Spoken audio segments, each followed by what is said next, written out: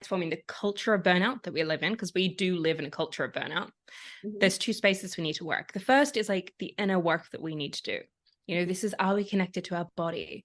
This is, are we honoring our needs, our physical needs, our emotional needs, our spiritual needs?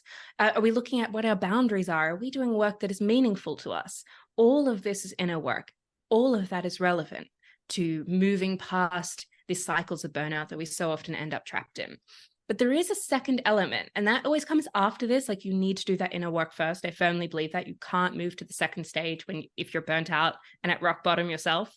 But that second stage is cultural work, right? This is the collective work that we need to be doing to change the culture of burnout. And there's many different elements to this, right? There's changing the way in which we work. There's stopping the glorification of overwork.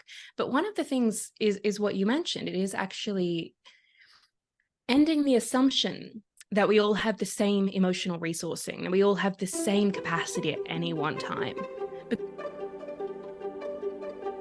Namaste, beautiful souls. I'm Shilpa, and you're tuned into the Omni Mindfulness Podcast, a sanctuary for spiritual entrepreneurs. As a holistic mindfulness coach and social marketing strategist, I'm here to guide you on a transformative journey. On this show, we explore captivating stories and provide practical tools that deepen your connection with your authentic self. Through the personal and professional narratives of remarkable individuals, we expand our consciousness and ignite the spark of possibility. Each season, I curate content that empowers you to create a holistic lifestyle encompassing spirituality, mindfulness, energy awareness, and mindset. Join me as we engage in conversations with experts in their respective fields and share solo casts from yours truly, all aimed at supporting you and relaxing, revitalizing, resetting your body, mind, and spirit.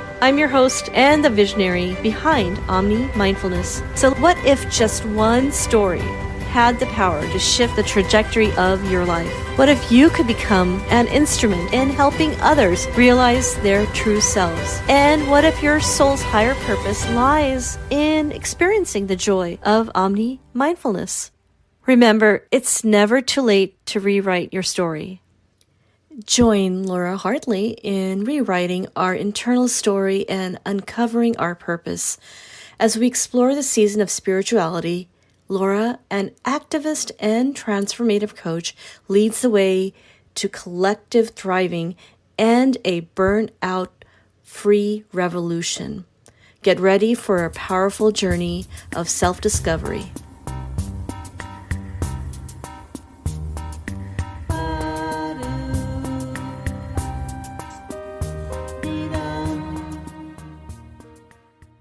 Hi, Laura. I'm so excited to have you back.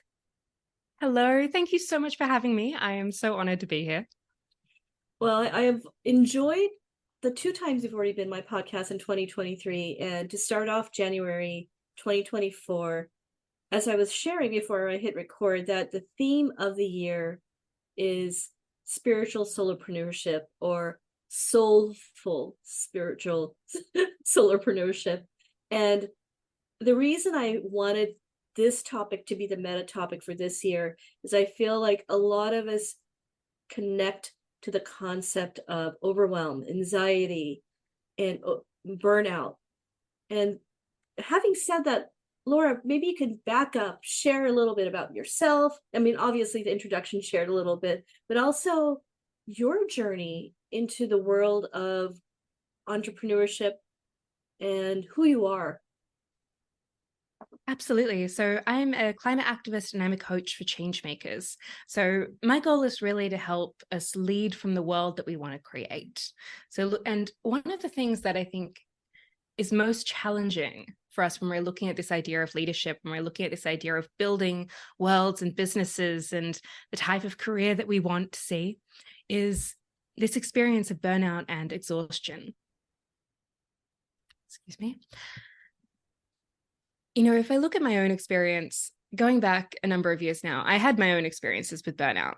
I was in these cycles of overworking, being in jobs that I didn't particularly like, but that I felt I needed to be in and that I couldn't leave, and that had absolutely crazy expectations of either the workload or the hours that they were working. I also think, there's a particular moment about 6 years ago when I was newly moved back to Australia from overseas. My sister was unwell. There was a lot of emotional caretaking for the family. I was in one of those jobs that I just mentioned, and I was absolutely stretched to my limit. And I did everything that I could over this time.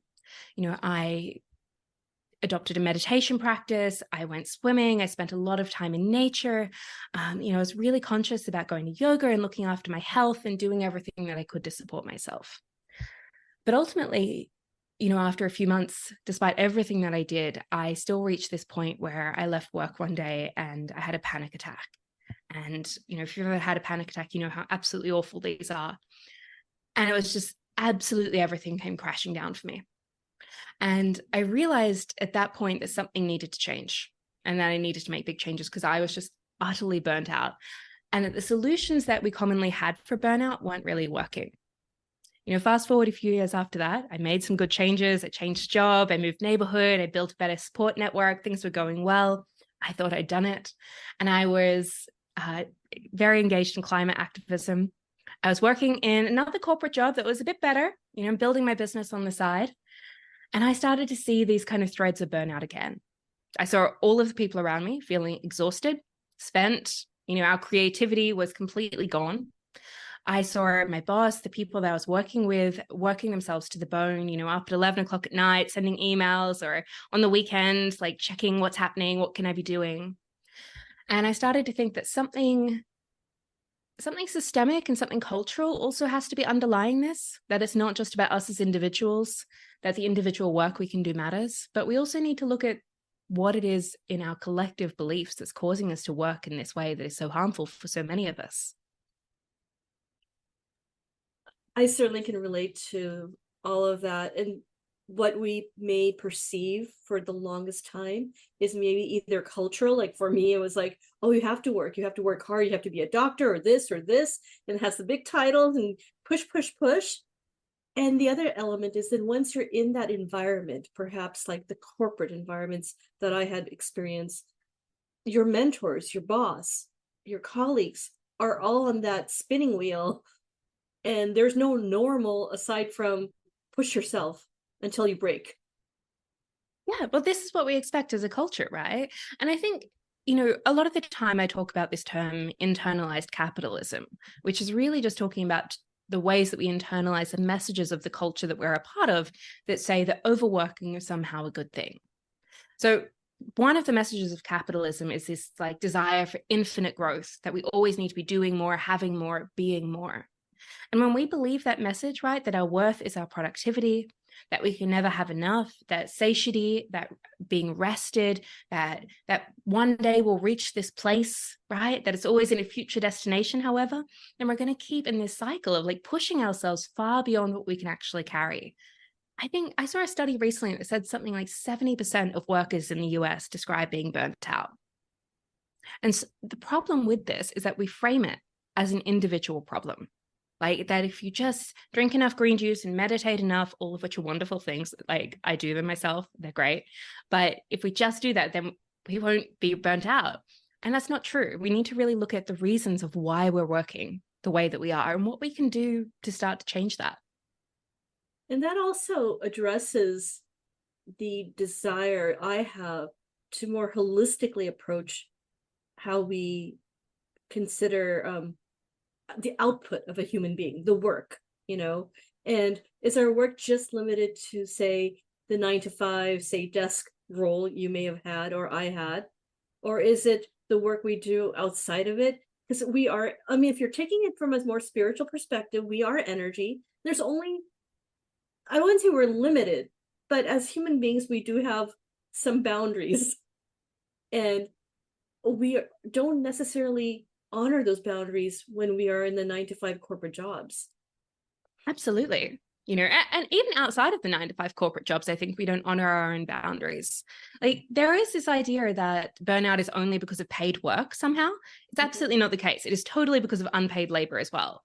Like, especially when we're looking at, burnout within women, we need to be considering that usually there is a vast amount of unpaid labor in the home. right? Looking after family, looking after partners, looking after the kids. There's often a burden of emotional labor, which, is that idea, well, even if perhaps my husband is really great with booking the kids into the dentist or something else, but maybe I've had to think to tell him to make that appointment. So that extra unconscious processing that women are often doing to keep the place running. There is even the very story or the myth that, women can have it all or can do it all. Men aren't told that story, right? Because very fortunately, a lot of the time they get to come home and have somebody else look after the house. So this idea of unpaid labor, whether that's household labor, whether that's activism, whether that's volunteering, whether that's community work, whatever it is that we're doing, that all adds up to the energy that we're expending and the way in which we're using energy that leads to exhaustion. Yes. And what's interesting about that point you just made is that the exhaustion occurs way before we are aware of it.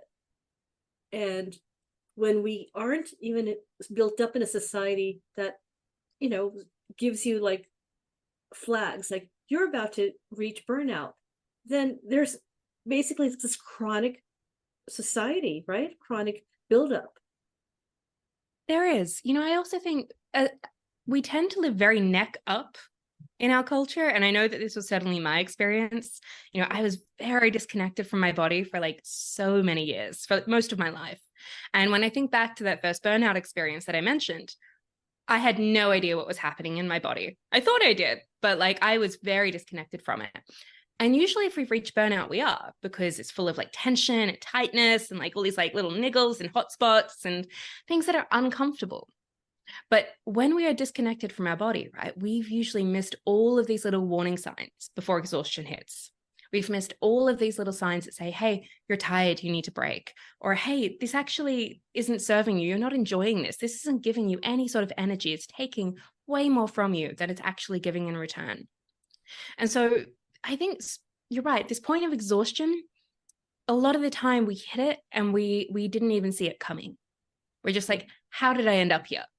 Yeah. And that's the place we've got to try and avoid just hitting it, because we didn't get there overnight. We've got to start to see the signs along the way. So it's an internal job, because each of us does have responsibility to, I would say, create space for ourselves within ourselves, emotionally and physically, to do the work we need to do to stay in harmony or balance, is what I'm calling it, and manage that energy. But also maybe giving grace to others and those around us. Because something as simple as, I remember I was at the checkout counter at Trader Joe. I don't know if you have Trader Joe's where you live.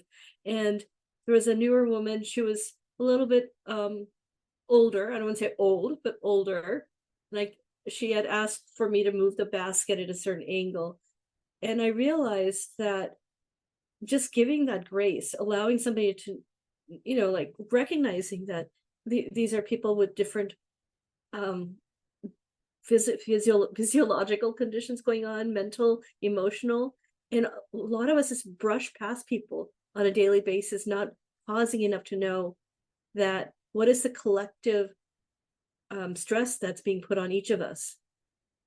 Absolutely. And this is, I love that you've kind of brought this up, because I actually really do think that when we're looking at healing burnout, and if we're looking particularly at transforming the culture of burnout that we live in, because we do live in a culture of burnout, there's two spaces we need to work. The first is the inner work that we need to do. This is, are we connected to our body? This is, are we honoring our needs, our physical needs, our emotional needs, our spiritual needs? Are we looking at what our boundaries are? Are we doing work that is meaningful to us?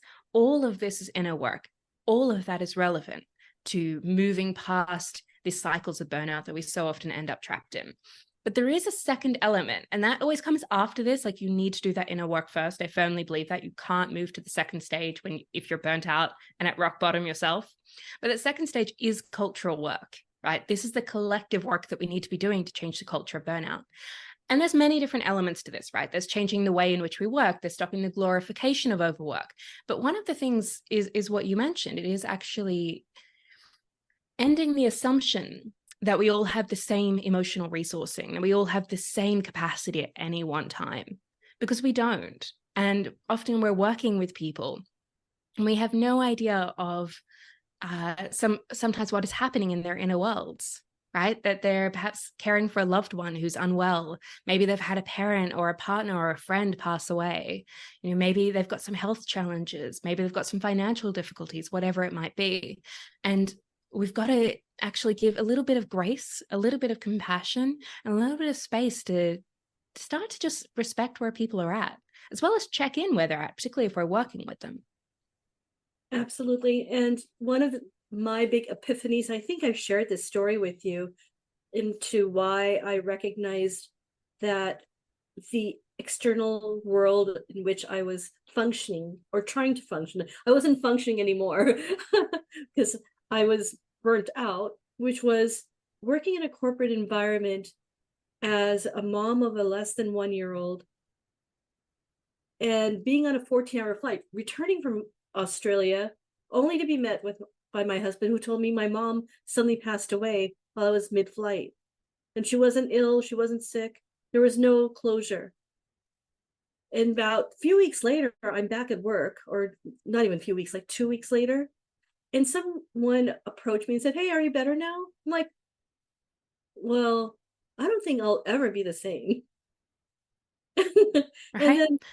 then and so why do, like, when you are out on, what do they call it, grievance, or when you're out after, Bereavement leave. yeah, why is there a limit? Why not work with the individual and based on their period? Who excuse my French, who the F made up that you have 2 weeks to get over it? Absolutely. I mean, there are a lot of companies as well that only offer like 3 days paid bereavement leave, which is so inadequate. And I'm so sorry that that experience happened as well, because like that's really an example of a lack of embodied care, right? On the surface, it can seem like care, like, oh, you're doing better. Like, how are you? You fine now?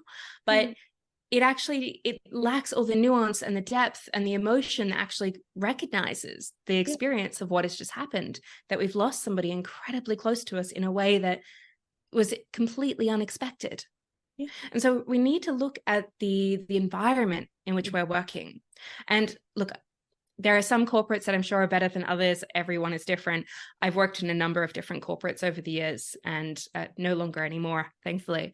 But so often there was within them this idea that more important than anything, that we just keep pushing, we just get the work done, right? That everything was urgent, everything was time sensitive. It's fine, your emotions can wait, we'll deal with that next week, or we'll deal with this conflict next week, or whatever it might be. But like right now, there's this thing that's come up and we've got to get it done. yeah. And this way of working is not I see it almost as a form of violence, right? It's like physically and psychically violent against ourselves, that it doesn't consider what we're experiencing, what we're going through, what our needs are, what our desires are, what lights us up. It's just the whole purpose is productivity and to just keep producing. And that's something that I think we've got to start to challenge inside of ourselves as well. And that's one of the reasons I started to really question my own impact, because and I've mentioned this to you, I have confidence in what I accomplished in corporate. I thought I was really good. I still think I'm really good, and I enjoyed it. But did I enjoy it anymore because of the environment? That was one of the reasons, the corporate environments. But the second one was I didn't believe I was making an impact anymore, because it was all about this bottom line. There were these cliche words I'd come home and make fun of, like, I guess, we have traction now, we're moving, and it's a go, go, go time. All hands on deck. I'm like, come on, the cliches will never stop. And to what end? Often the projects get canceled and half the team is let go of. And why? Somebody burnt out and they spent countless nights, they lost times with their children. And then to what? What was the higher purpose? I very much agree with you. And I remember a job years ago where we had a competition for our favorite corporate word at the end of the year. I think leverage was like a highlight at that time that was like voted for by many people. But there is this question of what brings us meaning in life. And again, this question ties in deeply to burnout, because a lot of the time when we're exhausted and we're burnt out and we're kind of just pushing through, it is in part because we're doing work that isn't truly meaningful to us. It might be helping people, or it might be supposed to help people, but a lot of the time in our actual bodies, in our actual lives, in our souls, is kind of just feeling like something that's not aligned anymore.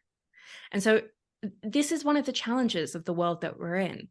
In my mind, I see us kind of straddling two worlds at the moment. The world as it is, which is filled still with many corporates which don't offer a greater purpose to the world. You know, they give a big talk and a big mission statement, but a lot of the time they're just perpetuating the status quo, and their primary aim is the bottom line. Burnout is rife in them because they don't offer us anything in return. They only take from us. And then we're also straddling the world as it could be, which is the world that I think so many of us are trying to build, particularly those of us who are working as solopreneurs in like these more spiritual professions, in change-making professions, in caregiving professions, that actually like, hey, you know, things could be different, and start to recognize that my well-being, our well-being, is deeply linked with a better world. Because that's the key point here, right? The more that we flourish, the more too that society can around us. And we are essentially setting the new standard for what we believe is possible. And I just read something today, and it was something to the effect of do less to be more. And, you know, I like that. And again, like the old school corporate cultural thing resists, it fights that notion. And me, I'm like, oh, you need to wake up early. You need to do this. No, I am so structured. I work hard. But what does it hustle and grind, right? And but this is like, so I mentioned before internalized capitalism, and I think I may have spoken about it on a previous episode with you. But you know, this kind of comes back to the wider economic system that we live in. We live inside a system that prioritizes growth at all costs, right? The only definition of success is growth. That's really important, because growth doesn't mean success, right? Growth doesn't mean well-being. Growth doesn't mean flourishing or thriving. Growth just means growth, but we equate it to mean success. So when we live inside a system built on that principle, let alone also built on scarcity, also built on devaluing beautiful living systems like our body and like the rainforest, then we're going to start to act out those patterns. We're not going to listen to all those signs within us. We're going to say, well, that's fine, but I always need to be leveling up. I need to be doing better. I can be more, right? I can improve. And then self-work becomes this form of like, oh, how can I like, just like, I can meditate a bit more, and I can do some more yoga, and I can add in the gym, and I can do all of the things. And again, we're not doing it out of nourishment. We're doing it out of like extracting, pushing. So this energy of which we're operating is so important to come back to, because it's cultural. And so it's up to us to do the work of getting free. And when you were saying this, even if it was probably unconscious on your part, you mentioned those words, the corporate words that you and I mocked together. I believe that a lot of those words, though, go back to violent thinking, violent vibration. You know, the whole concept of non-violent thinking or communication. But just think about it. Trigger, shoot, kill two birds with one stone. Deadline. It's a minefield out there. I'm just going to shoot off an email. Like there's so many. Our whole language is written with violence. That's really fascinating, because like if that is the language that we're using, how is that language shaping the way in which we're feeling in the world? Are we feeling safe? Are we feeling connected? Are we feeling embodied? Or are we feeling kind of like defensive and uptight and rigid and like I've got to like control everything and like don't let go, don't relax? Because I think all of this starts to matter when we start to look at, well, why do we act this way? And it particularly starts becoming an issue, not maybe like when you're in your 20s or 30s and maybe detached from the outside world. Remember, I was sharing with you before we hit record that, oh, why care about the world? Because when you're in a corporate building with those little corporate walls, that's the real world. That's what they make you want to believe, right? Well, it becomes a form of groupthink, I think, you know, that when we go into these organizations, one, we want to belong. We want to do a good job. We want to have opportunities. And so we tend to start to match the culture around us, the people that we're sitting with, the shared collective goals that we have to make an organization succeed. But the problem is a lot of the time that ends up detached from what actually is meaningful and true to us, where our authentic values lie, where our authentic well-being lies. And if we really start to say, well, hey, are the values of the company that I'm working for, are the values of the way in which that I'm working, and then my personal values actually in alignment here? And a lot of the time they're not. So there is this sense that we need to kind of question, well, how do I maintain what is true for me when I'm going into an environment that's exactly 4 walls, gray walls, rows of desks, and it's so easy to just fall into line. And to be known, when I was younger, I didn't know there were any other options. I needed a job. I was trying to build my own career while not getting married off into an arranged marriage and defining my own path. Well, that meant I needed to be independent financially and to get work quickly and then appear sustained on my own was important. Well, at that time, then thinking, what are my core values? Can I find a company that really aligns with my core values? Sometimes that was a luxury I didn't have. It is a luxury, and it is a privilege as well. I say that now, like it's wonderful to like look for that and to make that important, but that is a privilege to be able to do that. I certainly didn't always have that privilege. Neither did you, neither do many of us. But that does make us start to question then, well, if I can't find an organization that is aligned, how do I start to look at the longer term vision of my life, right? So maybe it's not about this year, maybe it's not about next year. Maybe we need to be where we are. We need to get the financial resources that we need to get. But what am I thinking about for like 5 years, for 10 years? Is there an organization that matches? Do I want to be self-employed? If so, how would I put those values into my business? And how would I start to live these values in my personal life too? Because remember, burnout's not just about work. It's also about everything else that we're doing. And particularly for women, so often we try to do everything. We try to do it all. And it's that trying to do it all at once that really is leading to so much of what we're experiencing today. And I've noticed the symptoms here and there, and it sort of creeps up on you because when you're go, you've just transferred those, I would say, habits into now as a solopreneur, but you may not have shifted and aligned yet. And that happened for me. So I remember just when I was stepping away from corporate and doing more consulting and contract, my son was young and I felt like, hey, I get to spend more time with him, drop him off at school. And then what I'll do is I'll go to the high intensity fitness training for an hour. Then I'll go to yoga. Then I'll work for 3 hours. Then I'll get groceries, cook, and then I'm burnt out. Yep, exactly. Right. But, you should be able to do all of that, right? It's fine. Exercise is good for you. You've got to fit it in somewhere. Like, it's fine. Time with the kids, all of this. Like, the idea is we're never allowing a space to pause and to breathe and to say, hey, what do I actually need today? Maybe some weeks that high intensity class is great. Maybe other weeks it's not for you. But we have this idea that our energy is supposed to be always the same all of the time. And that, from 9 a.m. Monday to 5 p.m. Friday, it's supposed to always just be on. And it just doesn't work like that, right? Everything in the natural world operates in seasons and in cycles, whether it is the moon, the tides, the seasons, the weather, our body, our circadian rhythms. It all is operating in this cyclical manner. And yet we somehow treat our lives like they're this linear, straight, extractive line that we can just keep pushing, keep pulling, or keep racing against. And it doesn't work. So returning to this idea of what do I need right now? Where am I at right now is so key. And again, then that goes back to the spiritual element of what you're doing, the alignment, and this esoteric concept that I used to think of as esoteric, at least, is being present with yourself, being present with your own energy, knowing your energy. Some concept that you're probably familiar with is that basically feelings in your body are there locked once you've had the emotions. But when those emotions are uncensored or those thoughts are uncensored, then the disruption occurs on a more physical level. That's not something that anyone really talks about when you're outside of this whole spiritual mindfulness space? Yeah, well, I think, certainly in corporates and, in a lot of the working world, there's this idea that almost feelings shouldn't exist at all. That, you shouldn't, it's fine. After hours, you can feel that, but like it's work. There's business and there's work. There's work and there's pleasure, right? Work and life. There's a clear distinction. And life is over where you do all of those things, but work, which you balance the two because they're not the same, there's no room for any of that. But I agree, is burnout isn't something that is just a little bit of stress.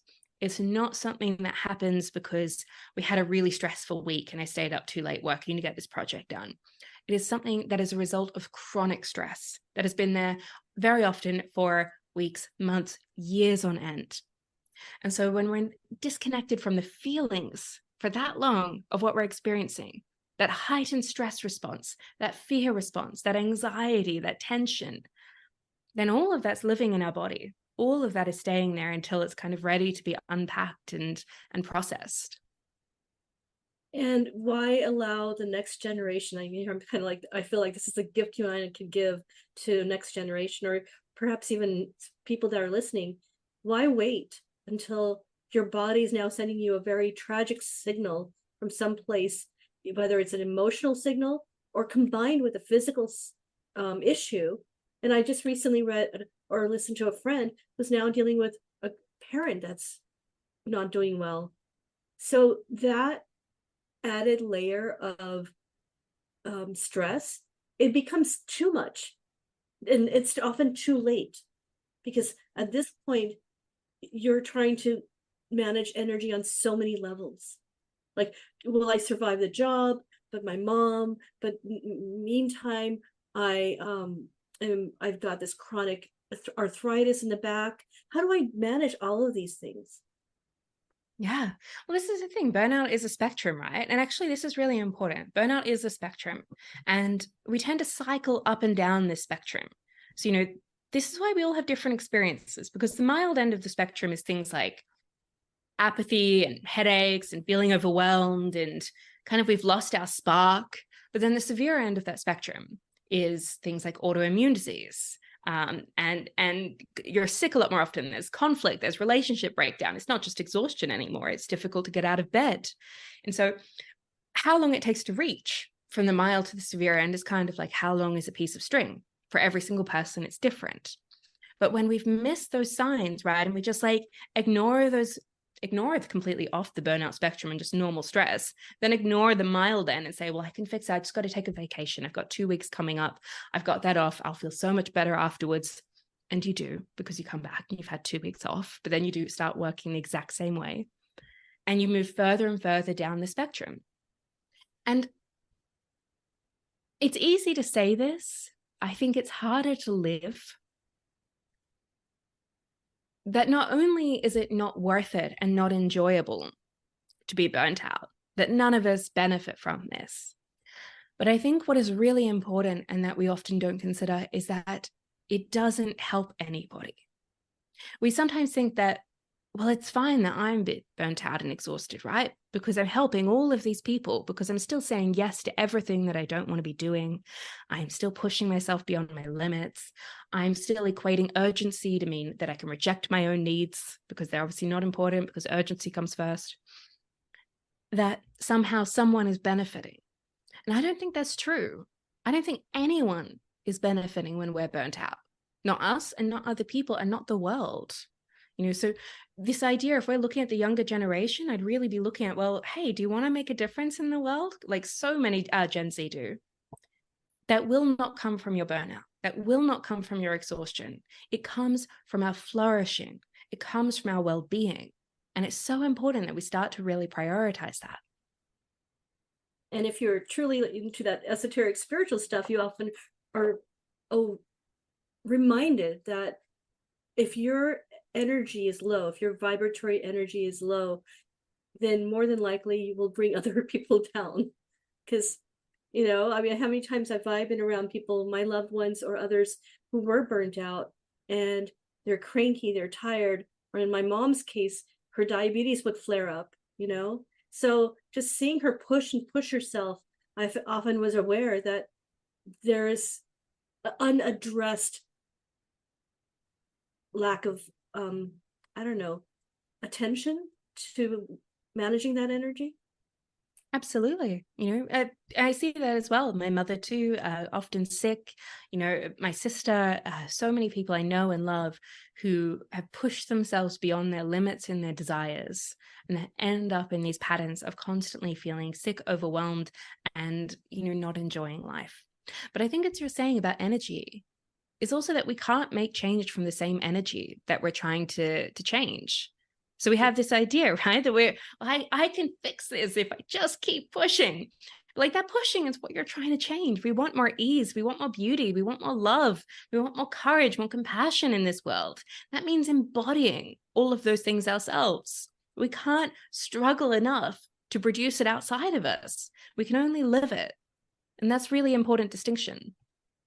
Yeah, I was just telling my husband the other day, someone in my family is really going through some heavy stuff, burnout and a milieu of other issues, a death in the family and everything. And I was reminded that the problems cannot be solved at the same level that they're created. And I feel like you're saying something very similar.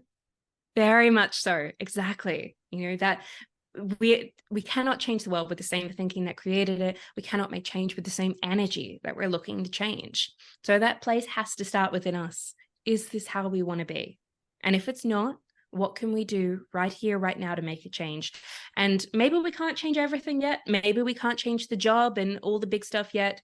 And sometimes it's really hard to start looking at, well, how do I start to change my whole corporate environment, which is very much conducive to burnout? But we can start with, in this moment, right here, right now, in your body, what do you need? Do you need a glass of water? Right? Do you need a stretch? Do you need a nap? Do you need to be outside? What do you need this weekend? Do you have time to get out into nature? Do you have time to slow down? This pausing and just offering ourselves what we need right now is this really simple beginner step that we can all do. And you've actually even written a course about this, right? I have. So, I mentioned at the beginning my own experiences with burnout. And I started so much of this work out of my own experiences and out of seeing burnout in everyone around me. And I started a course called Internal Revolution. So this looks at the cultural aspects of burnout that exist in capitalism and patriarchy. It looks at the steps we can do of reconnecting to our body, looking at our needs. And it also looks at this idea of purpose and wider cultural change. So it's a journey that really takes people from kind of A to B. But if you're experiencing burnout or just wanting to kind of end the culture that you're a part of, it's worth checking out. Wonderful. You can find more information about the course, which I think is very timely, in the show notes. And starting off 2024, give yourself grace, right? Any parting words about this overall concept of what I was calling, what did I say? Unveiling purpose and tying it to burnout. I would say a couple of things. I would say if we're looking at purpose and we're looking at creating a better world, it will not come from our exhaustion. It will come from your flourishing.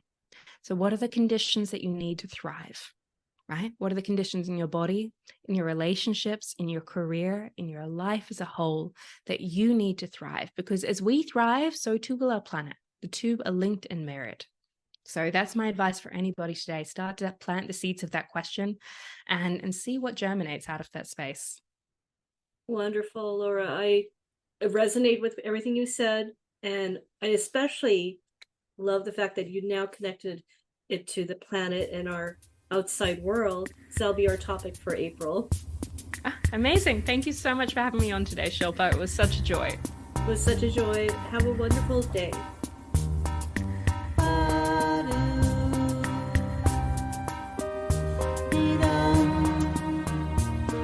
Thanks for tuning in, sweet soul. If you've enjoyed this episode, I would be so grateful for your kind review on Apple Podcast. Simply click on the link in the show notes to leave your lovely feedback and uplift our spirits. Your support means the world to me and helps our show thrive. So please show me your love and continue to practice Omni Mindfulness.